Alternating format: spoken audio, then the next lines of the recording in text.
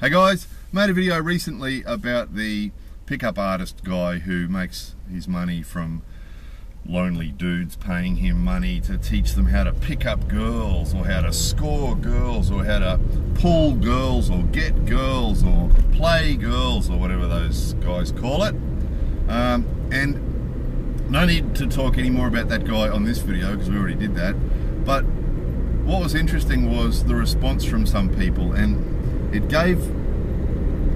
sort of reinforced the fact that there are a lot of people out there looking for answers, and obviously that's why that guy is making so much money, is because there's a lot of desperate people out there looking for answers and are prepared to pay him money in the hope that he knows what he's talking about, which he doesn't. But anyway, so I just want to clarify a couple of things to start off with. First one is that I think maybe it's possible that this video might be of help for girls watching, if a girl is watching this, or it might also be of use to a guy who's watching this. So if in the process of the video I talk about a girl getting a guy or a guy getting a girl, it's interchangeable, okay? If you're a guy, just see it from your point of view. If you're a girl, please see it from your point of view. The next one is that those guys that do those pickup artist type cons tend to try and, they go out and try and pick up 100 girls, and then if they're successful with one or two, then they show you that, and then what happens then is that there's some guys who go, oh wow, how amazing's he went out and picked up that girl, so he really knows what he's talking about, right? I'm not going to claim to be an expert on picking up anybody, but there are some advantages of being really, really old. Not many advantages to being very old, but there are some, and one of them is that if you're very old, you've seen a lot of stuff. So over my 100 years of life, I've seen a lot of stuff. I've seen guys that were really popular with girls, and I've seen girls that were really popular with guys. I've also seen guys who are really popular with guys. We'll get to that.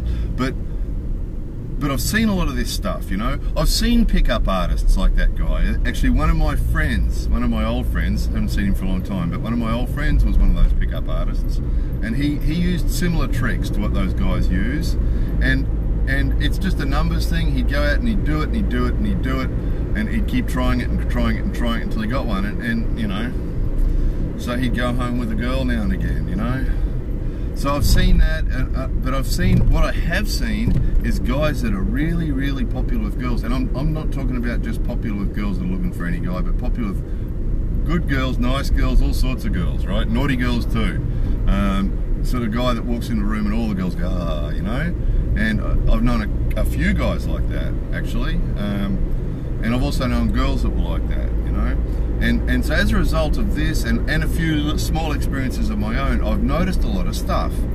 So, where to start? Probably, if this video goes down well with you guys and you want more, I'll make another one, but because I think this is a huge topic, right? But I'll try and keep this as short as possible.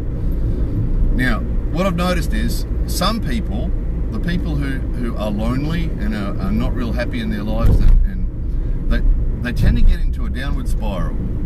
Right? Now this is looking at the big picture, because I don't think it's possible just for a person just to learn a few tips from a video or from a book and then go out and pick up girls or go out and pick up guys or whatever it is that you're into. I think there's more to it than that, you know, and a lot of you guys, as you're listening to this, you might get images of your head of people you know who illustrate what I'm talking about, and you might go, oh yeah, I know someone who's like that. What I've noticed is that it's the big picture. It's the big picture. Now just try and follow me on this. You've got two ways you can go, I think. There's some people who maybe just going through a bad period in their life, or maybe just because they don't know a way to get out of it or something, find themselves in a bit of a downward spiral, and they haven't had a girlfriend or a boyfriend for a long time, and you know, they're not really happy in their life, and they're really desperate to find someone. They're lonely and they're sad and they really need to find someone, you know, and they get locked into this sort of a downward spiral, and it gets worse and worse and worse, and what tends to happen is people are really perceptive, you know, even people who don't study human behavior and don't study psychology. I've always been interested in psychology and human behavior and things like that, and I've studied it a lot over the years, and I'm very interested in it. But I also know a lot of people who are really perceptive on picking up on a person's character, without having studied anything. And I think all of us have it in us. You know, sometimes you meet someone, if you're a guy, you meet a girl, and oh gee, she's really desperate, there's something about her that's really not right. And if you're a girl, I'm sure if you're a girl, you've met lots of guys like that, where you meet them and he might be a good looking guy and he might look pretty cool, but there's just something about him that really makes you uncomfortable, right? And it's this inner sort of perceptiveness that we have in us, and some people have it stronger than others, some people are better than others. And as a huge generalization to you guys, I would say girls are often really good at this. Now, not always, and a lot of guys are good at it too, but as a bit of a generalization, a lot of ladies have really great perceptive judgment, and they can just sense it when they're talking to someone, and a lot of guys will recognize this. You know, you meet some dude and you, oh, yeah, he's pretty cool, and then you say to some friend of yours, some female friend of yours, geez, that guy's really cool, and she goes, don't like him. And you think, why? I like him, he's a really cool dude. Nah, I don't like him. And girls have a perceptiveness, you know. Now, what happens there is, those people are in that downward spiral, and I really need a girlfriend, I'm really lonely, and I really need a girlfriend, oh, my life sucks. And they get in this downward spiral like this, and then when they meet people, now male and female, they give off that vibe. And then you tend, geez, there's something about that guy, you know, there's something about that girl, something about that guy, dear oh dear. And you know, but the opposite is also true. The opposite's also true, that and this will be the one where you recognise people that are popular with girls. And often people are popular with girls. If they're guys that are popular with girls, they're often popular with guys as well. They're popular people. And I think that's one of the mistakes that those pickup artist guys make, is that they sort of how to pick up girls, you know, that's the topic. And really, it's not really about that, because if you have if you get yourself in a place where you are a happy, well-balanced person, you'll be attractive to males and females, you know, because people like being around happy, well-balanced, interesting people, right? And so I think the focus I think it's a big mistake to focus on getting a girl or getting a guy. I think when you focus on that, you give off that vibe and it scares them away. You know, girls know a desperate guy when they're talking to one, and you know, God, this guy's really desperate. And guys don't, you know, occasionally you get a girl like that too, who gives off a really desperate vibe. And when you pick up on that desperate vibe, it leaves you with the feeling of, why is this person so desperate? What's wrong with them? You know, what's wrong? And the other thing is that when you meet people, male or female, whatever, you know, just people. Let's just talk about people for a while. We'll forget the picking up girl guy thing, because if you can get on with people and you are attractive to people, then you'll naturally end up with a partner, whether it be a girl or guy, whatever you want to. So let's just forget the pick up girl guy thing, and let's just focus on the people thing for a moment. You know, you guys know when you talk to someone, some people, you talk to them for a little while and you come away feeling, wow, you know, you come away feeling good about talking to that person and sort of interested in talking to them again, you know, because they're an interesting person. Yeah, he's a nice person, you know. And the opposite's also true too. Some people you talk to and walk away going, ew, you know, ew, be happy if I don't see that person again. And what tends to happen is, those people in the downward spiral give off that vibe and they haven't got anything positive going on, and yeah. The opposite, if you find yourself, your life's a bit like that and you're not really happy and you're a bit lonely and you're not really happy with what's going on, the best thing you can do is just to focus on improving how you're feeling about your life. So you need to do something, and we're probably going to need, if we want to talk about this more, we're probably going to need a big series of videos about this, because it's a huge topic, isn't it? But instead of focusing on, I want a partner, I want to find a partner, and that's what's wrong with those things where the guys go and sit in the conference room and get told how to go out and pick up, you know.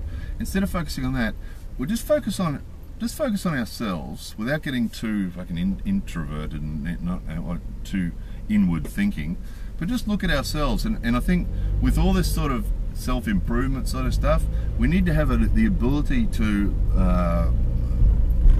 do some cognitive thinking and some sort of self-evaluation, honest self-evaluation, where we really look at ourselves and honestly, you know, really look at ourselves honestly and our behaviours and our thinking, and just be aware of what we're doing and what we're thinking without getting too inside ourselves, and do some positive things.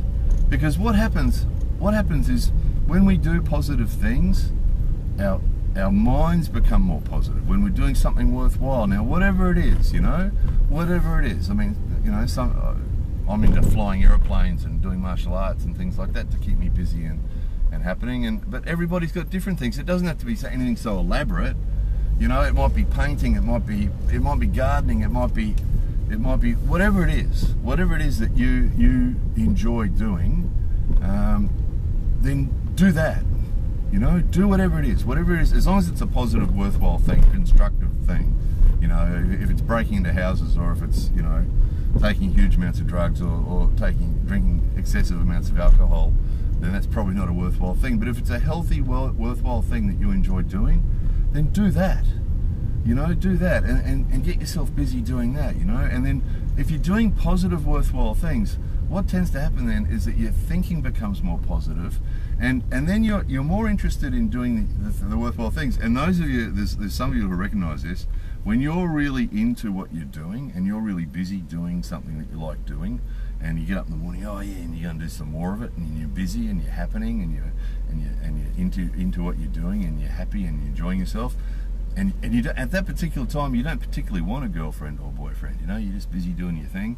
That tends to be when a girlfriend or boyfriend turns up, or a romantic interest, or just some casual sex, or someone turns up at that time, because what happens is you're attracting them because you're so busy doing your thing. And the guys I was talking about before who are really, really popular with the girls are exactly that. One of them's into his music, and he's just really into his music, and I don't think he's ever in his life gone looking for a girl, because he's into his enjoyment of life. So he makes his music, and he concentrates on that, and he's got some work that he does to make some money, and he does this, that, and the other, and he's busy doing those things. And the girls just trip over themselves when he walks in the room, you know. And the girls in his life that he knows through his friends, and the girls he meets in his life, they just go for him, you know. They just go for him because he's an interesting guy who's leading an interesting life. And when people meet someone like that, they want to be in on that. And again, not the girl-guy thing, he's just an interesting guy. That's why I like him, because he's an interesting guy. He's into his things that he does, and he enjoys the things that he does, and that makes him a positive, interesting, positive, good person. Or not good. Good's a judgmental thing, but it makes him interesting to be around. You know, it makes him attractive. You know, it makes him attractive to males and females, because you sort of, something interesting about this guy. You know, something interesting about this guy. And the other guy I was thinking about is the same. You know, he's right into his work, actually loves his work. Absolutely loves his work. So he's right into his work, you know, and then he's got a couple of hobbies that he does when he's not at work. He's got a couple of, he likes motorbikes, and he likes a couple of other things that he likes to do in his spare time. And he's the same. The girls trip over themselves over him as well. You know, and you know, so and so I'm sure you guys know examples of that as well. So, you know, and the advantage of looking at it from this point of view is that this way of thinking actually achieves lots of things. It doesn't just make us more attracted to the opposite sex, or just make us more, you know, end up in resulting in other friends, because you become a more interesting person to be around, and suddenly you start getting invited to parties and start getting invited to things because people go, oh, you're an interesting character. Hey, listen, why don't you come over on Sunday to our place for having a party? Or, you know, that's what happens. But not just that, but the result of this sort of way of thinking and behaving is that you end up a happier person, which is really what it's all about, right?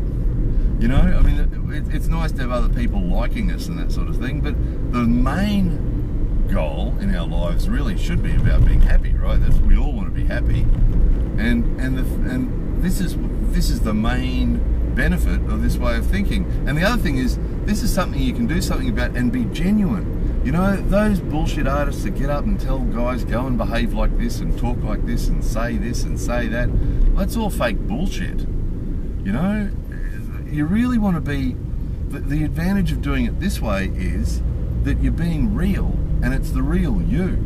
And the advantage of being the real you is then you're likely to attract somebody that likes the real you, which is good, right?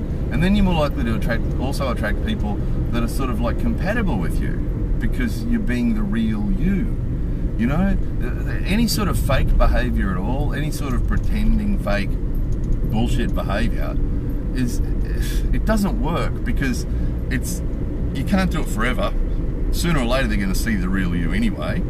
And if you've glossed over the real you with some bullshit and haven't really worked on the real you, then the real you might not be real attractive. So when they see the real you, they might walk away. Or what often happens is you attract the wrong person. And those pickup artists that I've known in my life, that tended to be what happened. While they were living that life, they did tend to pick up girls, and they did tend to go home with different girls, you know, quite often.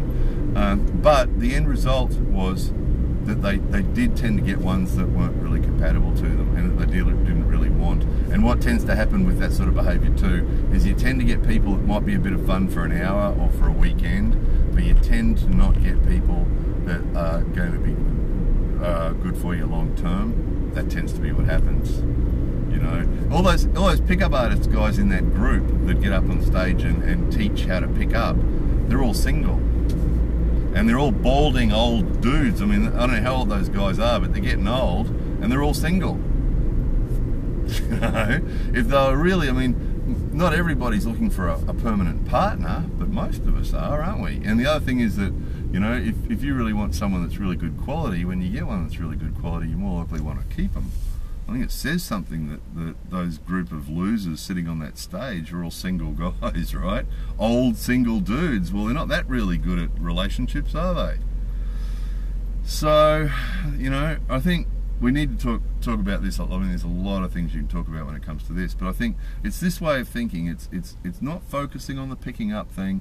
It's just focusing on what it is, you know, what it is about our lives that we can improve on. And I think that's another thing too, is that, you know, when I was talking about being old, and being old, you've seen lots of things. Well, seeing lots of things is worthwhile if you pay attention. And I think that's another thing. I think we have to be really observant, pay attention, listen, learn, you know, looking for ways, positive, constructive ways to improve ourselves, you know. And I think we need to be able to be critical of ourselves and look at ourselves, not down on ourselves, but we need to be able to look at ourselves objectively as other people see us, and look at our behaviours in particular. And I don't mean, oh, I'm a bad person, but I just mean with social situations and different things that happen in our lives, to be able to walk away later and think, geez, did I handle that? How did I handle that? You know, could I have handled that a bit better? Can I improve? And, you know, and our thinking too. You know, that's the cognitive thinking that's called, where, you know, if you find yourself in thinking like in this downward negative way, you need to be aware that you're doing that and stop yourself doing it. Okay, well, you know, you can get strategies too. I mean, again, this is a topic for another video, but, you know, if you're one of those people that finds yourself in that, geez, I'm lonely, my life sucks sort of cycle, then you need to find the solutions for that work for you. So different people have different strategies, because we all have days like that.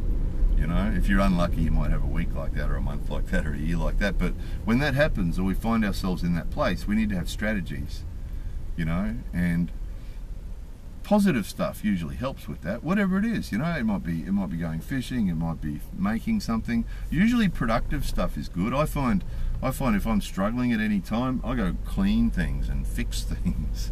You know, go and look for little jobs to do, you know, around my house, and that, you know, tidy your bedroom, tidy your house, go outside and do some gardening, fix some stuff.